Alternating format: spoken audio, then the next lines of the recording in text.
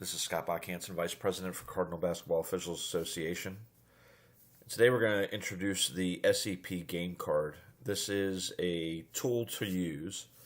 For the last few years, we've received feedback from those that have attended SEP that besides the game video, which is fantastic, sometimes it's nice to have something in writing that they can look at and work on. So we're taking this from Jimmy Jones. Jimmy Jones used to do something similar at the VHSL camp, and we are creating it here for our SEP and all training elements that we're going to put together.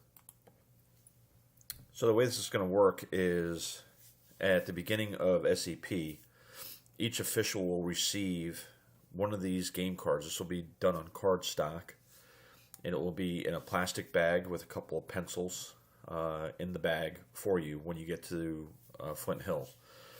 When you get there, you'll take your card and you'll enter your name here, what your current level is, how many years you've officiated, and then if you have a mentor already assigned to you or maybe one that you have connected with, we'd like to have their name on here as well.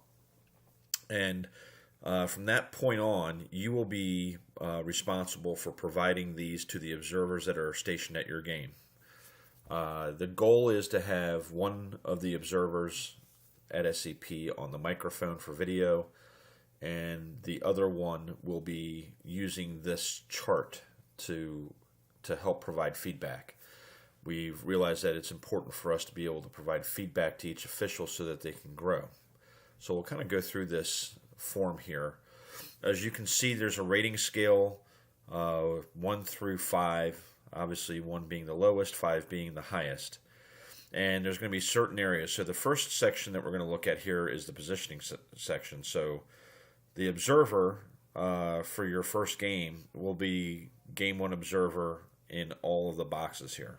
Okay, so they wouldn't fill game 1 and then game 2 or 3 down here. So we want to make sure that it's consistent. So if you're the game 1 observer as an ERC member, you would be the observer in all of these sections here. So, and the goal for us is just to put in scores here in these areas. And for positioning, we're really focusing on trail positioning. Are we refereeing on our front foot? Are we engaged in matchups? Are we getting angles? Same thing with center. Also, are we looking through the play from center? From lead, is our positioning deep enough? Are we backing away as the play comes to the basket? Or are we stepping towards it and shrinking our angle? Are we closing down properly, going from A to B to C? And, are we really focused on the matchups as we rotate? So those are important pieces in the trail with center and lead. Press coverage, we put this in here because a lot of times people bail out on press coverage, so we want to make sure that everybody stays home. And angles. I put this in here because I think the most important thing about positioning is getting angles. So, and there's a little note section here for the observers. There will be more space for you to see, on the second page where you can write more notes. If for some reason there's no press and there's nothing to write there, you can just draw a dash or write NA for not applicable. So we're not going to score that if you haven't had a chance to really observe them doing that. So, and that really applies for everything. I think we can get enough for trail, lead, and center and angles, but maybe the press might not be a good fit for a score in some cases. The next box is call selection. Okay, and again, the observer will write their name in here.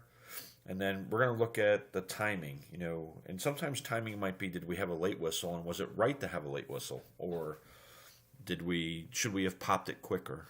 Our decisions sound for what we're looking at. A lot of times, going from the non-varsity to the varsity level, bigger kids can play through things, and maybe we have game interrupters. So that would be where a score could change here. So maybe the decision-making needs to be looked at a little bit more closely. Game flow, again, this is part of that game interrupter piece. Are we consistent with how the game is going from a flow perspective? Are we interrupting the game? And then consistency, that's also, we talk about cataloging, but really being consistent with our crew, being consistent with the way the game is called, being consistent with ourselves. Sometimes we may call a block at one end and have a similar play at the other end and call a charge. So then we're not even consistent with our own selves, let alone our crew. So those are pieces, and there's also, again, notes here to add. And these are just quick little bullet points. You'll see more space later. The next box, the third box of the 4, is just the game management aspect.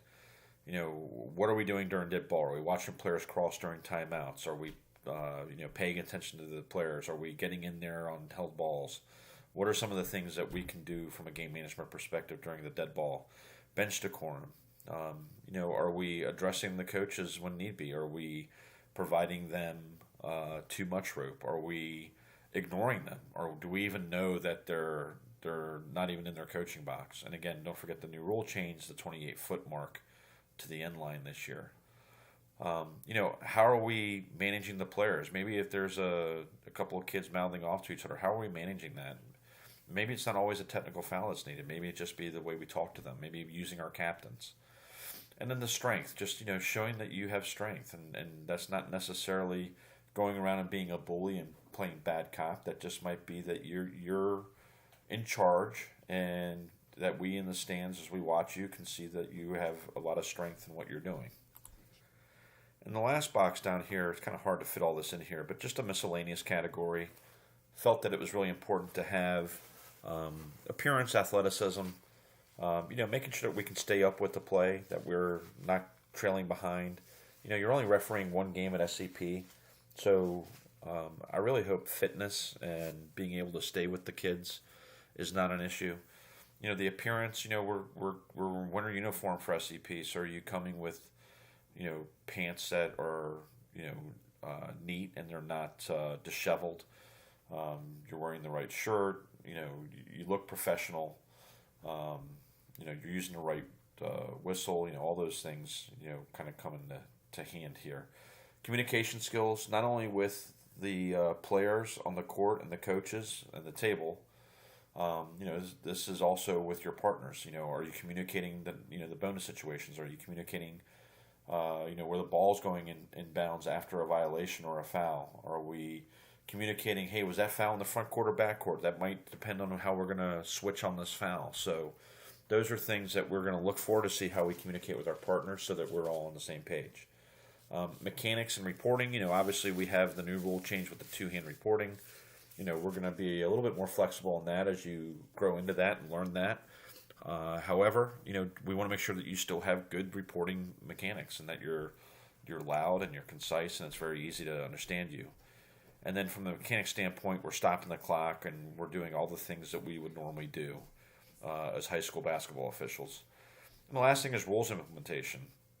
This is a big piece. There's a lot of times in the past where officials have blown a rule and the crews let them blow a rule. We've had technical fouls where we've shot one shot, and we just can't have that. So we want to make sure that the whole crew is involved and pays attention, and that could also be a score. Now, there's going to be some of these things here that may get a dash or an NA just because it was something that we didn't really have to worry about. There was nothing that really stood out. And then the second page here, as I scroll down, this is just kind of a catch-all for the observer. Any observer can write in here, and as we get a little bit further, if we need to, have an extra blank page for observer to write a note, the goal here, this isn't meant to be let's see if we can fill up the page and catch them doing all the wrong things, but more let's give you feedback. So up here, one of the observers may have said, that we really felt that your press coverage in C really needed a lot of work, but there wasn't enough room to write it in the notes section here. So the observer had the opportunity to write that there. They just write their name here. So under here, they would write down Bach-Hansen or Mac or Brick or Thompson or whoever. And the area of focus might be press coverage C. And then they would write a little note in here, too high in the C, bailing out too quickly, not aggressive enough on plays across the court during press coverage. Whatever it is, they can write that note in here for you. Now, the goal of this, as I finish this up, is as you go from game 1 to game 2 to game 3, the next game that you have, so if you're done with game one and it's filled out and as it should be, when you come back to game two, you should hand your card to the observers. The observer, or observers in that case, will then figure out who's going to do the video and who's not. And in some cases, you may only have one observer for the 5 o'clock game, but you should be able to handle giving you feedback. But if I'm the observer for game two, I'm going to look at maybe what Bill Thompson wrote in game one. And see, he might have a note here that you have a hard time getting angles and trail. Well, I'm going to pay attention to that, and I'm going to see, did we improve? So maybe you got a 2 here in your trail positioning and your angles. And in the next game, what we want to see is that grows. Maybe it's a 3, maybe it's a 4, or a 5. Maybe you've really worked hard at it. So these are things that are going to be important for you as you grow on. So I am introducing this card this year as feedback from SEP invitees from years past, but also to make sure that we have some type of structure to how you're learning and going through this. So as you go through this SEP season, make sure that you are responsible enough to bring your card. If you don't bring your card, it's your fault, and you're the one that's not getting the feedback. And I will hear from the ERC members whether or not you turned your card in. And if you didn't, then really that's it's shame on you, because this is an opportunity for us to provide you some additional feedback to help you. But besides that, we hope that this will be a great tool to use, and we hope that you'll use it and look at it as a way that you can look to get better. And again, these will be at Flint Hill when you first arrive, and then it's your responsibility to take them with you. Again, they'll be in plastic bags. The reason why plastic covers is so that you can put it in your bag and they don't get wet with your sweaty clothes, and you'll have pencils in there for the observers. So besides that, good luck, and you should start seeing some schedules soon.